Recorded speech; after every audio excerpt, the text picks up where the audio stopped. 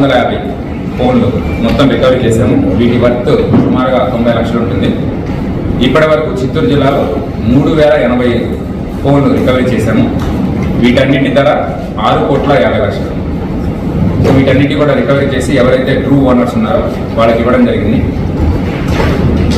And ఎవరైనా సరే వాళ్ళ ఫోన్ ఎవరైనా కొట్టేశారని తెలిసినా లేకపోతే ఎక్కడైనా జారవిడుచుకున్నా దానికి సంబంధించిన IMEI నెంబర్లు వీటినన్నింటినీ పెట్టుకొని మన చిత్తూరు చాట్బాట్ వాట్సాప్ నెంబర్కి కానీ లేకపోతే CEIR పోర్టల్కి వెళ్ళి ఆ పోర్టల్లో కానీ కంప్లైంట్ లాక్ చేస్తే ఇమీడియట్గా అది మా దగ్గరికి వస్తుంది. ఇది ఎవ్రీడే మార్నింగ్ మేము డైలీ రిపోర్ట్ తీసుకుంటుంటాము.